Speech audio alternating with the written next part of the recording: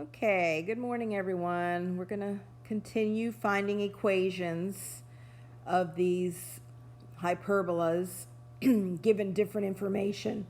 Excuse me. This time it's going to be the foci and different information because the foci is probably the hardest one to deal with. But in this case, when I graph it, I see that it's vertical. So I know I'm on the vertical side of the page. I can look at the points and kind of see that it's vertical. If you look at the formula for foci, in the foci in this problem, the 2 does not change. So that's going to be the plane H, and then the K minus C and the K plus C. So when they do that, they're going to give you, you're going to be able to find C. But we need to find H and K, which is pretty easy. It's going to be the midpoint of either the two vertices or the midpoint of the two foci, which should be the same. And it is going to be 2 is your H, because we know it's going to be on this line, and -7. And if you draw it, 3, 4, 5, 6, 7, that's your center right there. Okay? So now we just have to find the A and the C. Well, we know the A is going to be this distance right here. So that's just 3, 1, 2, 3, 4. So the A is going to be a 4. And the C is going to be, let's write down some of these formulas. So K minus C equals the smallest number, which is -12. We know K is -7 minus C equals -12. So minus C equals -5. So C equals 5. And if C equals 5, we can just do A squared plus B squared equals C squared. So that's 16 plus B squared equals 25. So B squared equals 9, so B equals 3.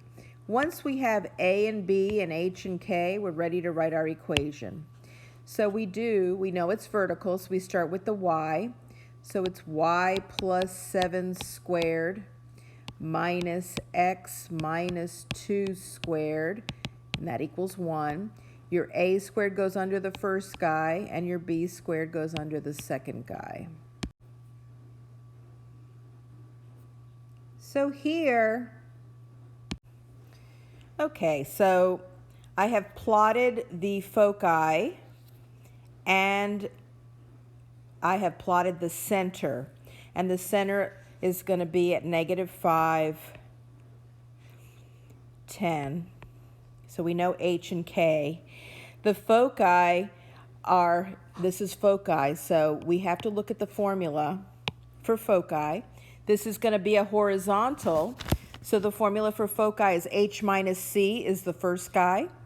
So H minus C equals -10. So he's the smallest one, so the minus goes with the smallest number in that position in the point. We know that H is -5 minus C equals -10. So -C, I don't know what that means, equals -5, so C equals 5. Okay? And we know that the conjugate axis is 8 units long, so we're going to go 4 in this direction and 4 in this direction. And when we get to graphing, we'll need this more, but right now we're just finding the equation. So that means that B equals 4, because B is the length of half the conjugate axis. So now we have A squared plus 4 squared, B squared equals C squared, which is 5 squared. So we have A squared equals 25 minus 16. A squared equals 9. So A is 3. Since we have A and B, H and K, we're ready to write our equation. This is horizontal, so it's going to start with the X plus 5 squared minus Y minus 10 squared. The A goes under the positive guy and the B goes under the negative guy, and it equals 1. So here they give me my foci, so that means that it's horizontal because they're in a horizontal line. And it gives me the endpoints of the conjugate axis. Whenever you see conjugate axis, you're dealing with the B. So the B is going to be 4 for these, because that's 1, 2, 3, 4. So B is going to be 4. The F, the H and the K is easy. It's negative 2, 10.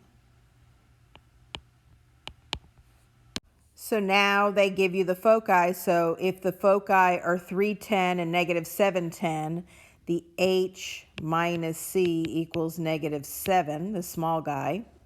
And we know H is negative 2 minus C equals negative 7. Negative C equals negative 5. So C is 5. We're getting a lot of 3, 4, 5 triangles here with the A squared plus B squared, because I made the assignment so there wouldn't be a lot of ugly decimals or radicals for now. We might get into those a little later. So your A is going to be 3. And now we're ready to go. We've got the X goes first. So X plus 2 squared minus Y minus 10 squared equals 1. The A squared goes under the first guy. The B squared goes under the second guy.